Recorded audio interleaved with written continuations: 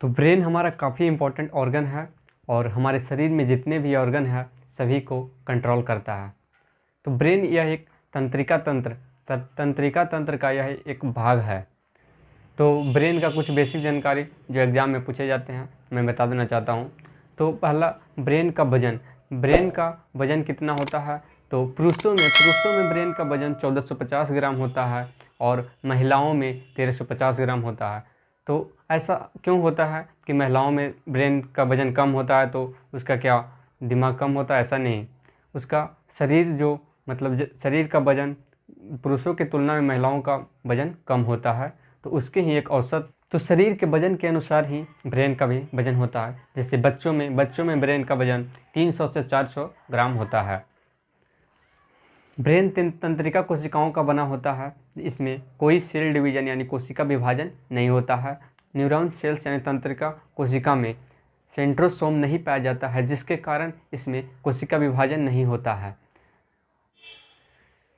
इसी कारण है कि जब हमारा ब्रेन का कोई पार्ट डैमेज हो जाता है तो वो पुनः निर्माण नहीं हो पाता है, रीजनरेट नहीं हो पाता है, जिसके कारण ब्रेन की क्षति हो जाती है। तो ये हमारे लिए इसका क्षति होना बहुत ही नुकसानदायक होता है। लीवर हमारा हेपेटिक सेल का बना होता है। इसमें रीजनरेशन ज़्यादा होता है, मतलब अगर इसका थोड़ा भी नुकसान हो जाता है तो पूर्ति उसका हो जाता है, या हमारे शरीर में कहीं भी कुछ कट छट जाता है तो उसका पूर्ति हो जाता है, मतलब नई कोशिका निकल जाती है और उसे पुनः पहले की तरह कर देता है। तो इसमें सेंट्रोसोम पाए जाने के कारण ही ऐसा होता है। कभी कभी सेंट्रोसोम कोशिका विभाजन बहुत ज़्यादा कर देती है तो उसे कैंसर कहते हैं, या वही कैंसर होता है। तो कैंसर में कोशिका विभाजन अनियंत्रित तरीके से कोशिका विभाजन होता है। हमारे शरीर में कहीं भी अगर कैंसर होता है तो उसके जगह कोशिका विभाजन बहुत ज़्यादा नियंत्रित तरीके से होता है। तो हमारे ब्रेन में 90% कोशिका न्यूरॉन कोशिका होती है और 10% न्यूरॉन गिलियस सेल का बना होता है, जिसके कारण यह 10% के कारण ही ब्रेन ट्यूमर होता है, यानी ब्रेन में कैंसर होता है। तो ब्रेन में न्यूरॉन कोशिका से कैंसर नहीं होता है, मगर एक न्यूरॉन गिलियस सेल इसमें होता है, जिसके कारण ही ब्रेन कैंसर होता है। न्यूरॉन गिलियस सेल में सेंट्रोसोम पाया जाता है, जिसके कारण ही यहाँ कोशिका विभाजन होता है और ब्रेन ट्यूमर का कारण बनता है। तंत्रिका कोशिका, जो कि हमारे शरीर की सबसे लंबी कोशिका होती है। न्यूरॉन सेल हमारे शरीर का सबसे लंबा सेल होता है। और सबसे बड़ी कोशिका में ओवम जो कि स्त्रियों में अंडाणु पाया जाता है, ये सबसे बड़ी कोशिका कहलाती है। तो ब्रेन को 3 भागों में बांटा गया है। पहला फोर ब्रेन, अग्र मस्तिष्क, दूसरा मिड ब्रेन, मध्य मस्तिष्क, और तीसरा हो गया हमारा हिंड ब्रेन यानी पश्च मस्तिष्क। पश्च मस्तिष्क यानी पीछे वाला मस्तिष्क, इसे छोटा ब्रेन भी कहते हैं। तो अग्र मस्तिष्क को 3 भागों में बांटा गया है। प्रमस्तिष्क सेरिब्रम हो गया, और दूसरा हो गया थैलेमस, और तीसरा हो गया हाइपोथैलेमस। तो हमारे ब्रेन का सबसे बड़ा भाग अग्र मस्तिष्क है, तो और सबसे छोटा भाग मिड ब्रेन यानी मध्य मस्तिष्क हमारा सबसे छोटा भाग है ब्रेन का, और पश्च मस्तिष्क हमारा दूसरा बड़ा भाग है ब्रेन का। और इसमें अगर फोर ब्रेन यानी मध्य मस्तिष्क, अग्र मस्तिष्क में अगर सबसे बड़ा भाग होता है तो सेरिब्रम होता है, जो कि इस ब्रेन का हमारा सबसे अधिकतम भाग सेरिब्रम ही होता है। तो अग्र मस्तिष्क हमारा ब्रेन का 80% भाग अग्र मस्तिष्क ही होता है।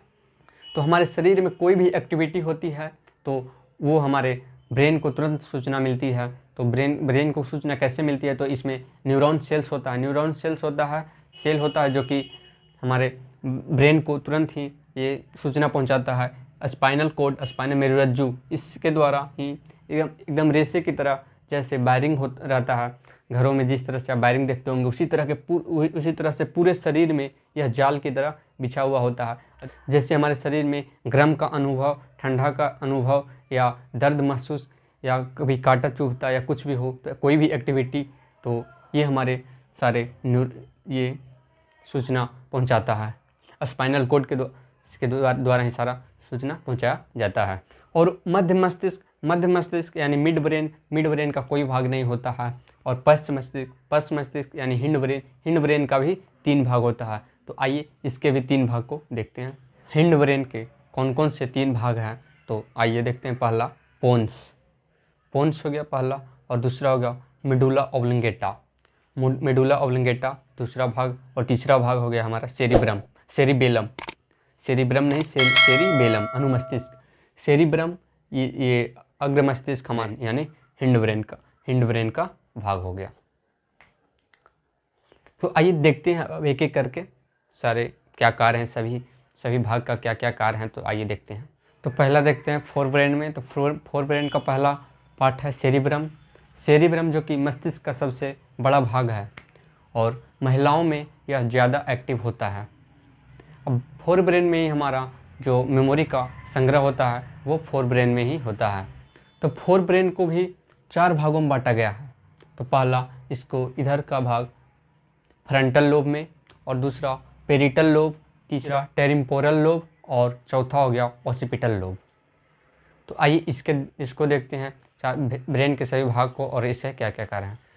तो फ्रंटल लोब ये आगे वाला भाग फ्रंटल लोब हो जाता है, और पेरिटल लोब यहाँ बीच वाला भाग पेरिटल लोब हो जाता है, और इधर नीचे का भाग ऑसिपिटल लोब, और इस भाग को टेम्पोरल लोब कहते हैं।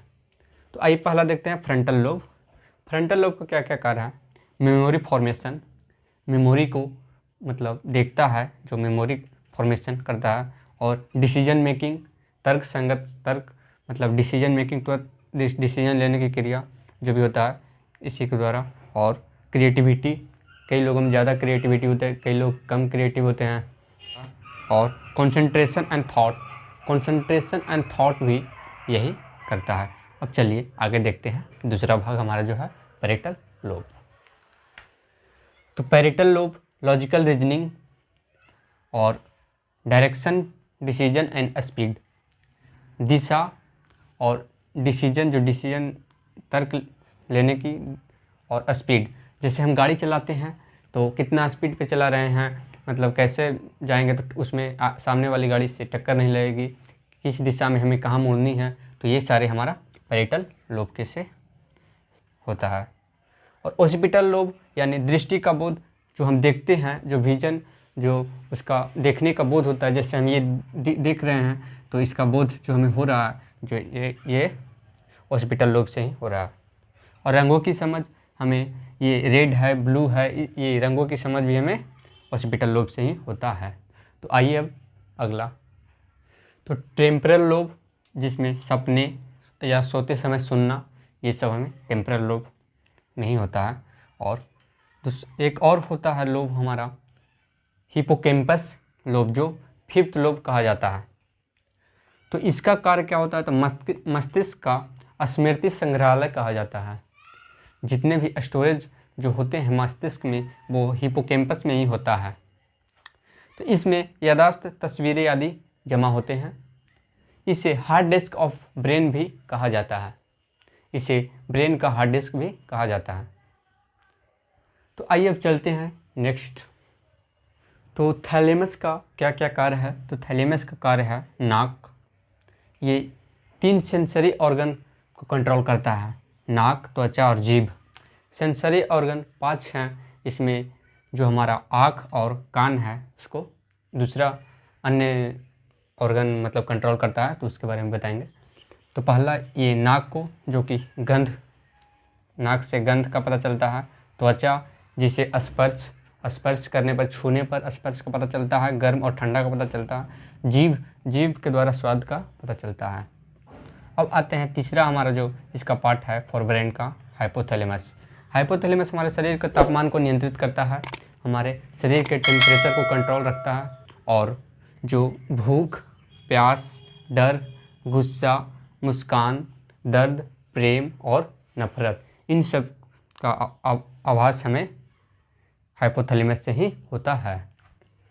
तो आइए अब देखते हैं नेक्स्ट हमारा मिड ब्रेन का कौन कौन से पार्ट हैं, इसका क्या कार्य है।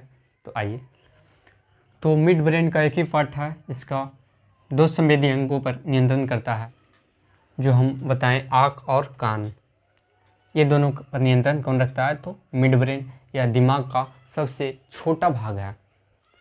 तो आइए अब चलते हैं हम हमारा थर्ड जो है हिंड ब्रेन यानी पश्च मस्तिष्क। तो इसके तीनों भाग को देखते हैं और इसके कार्यों को देखते हैं। तो हिंड ब्रेन का हमारा पहला भाग है मेडुला ऑब्लोंगाटा। तो यह अनैच्छिक क्रियाओं को नियंत्रित करता है।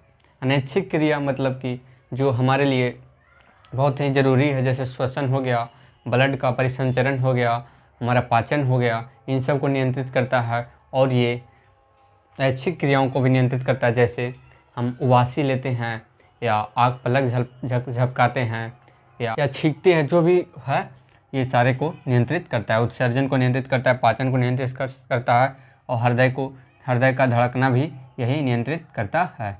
तो अगला हम लोग देखते हैं पोन्स निद्रा चक्र पर नियंत्रित करता है। निद्रा चक्र को नियंत्रित करता है। श्वसन लय में भूमिका, श्वसन लगातार हम लोग श्वसन लेते हैं या छोड़ते हैं, उसके लय को लगातार यह भूमिका को भी यही नियंत्रित करता है। पोन्स के माध्यम से संकेत शरीर से मस्तिष्क तक पहुंचता है। ये जो पोन्स है इसी के माध्यम से हमारा जो संकेत शरीर से पूरा बॉडी से हमारे मस्तिष्क तक पहुंचता है, ये इसी के द्वारा पहुंचता है। तीसरा जो लास्ट है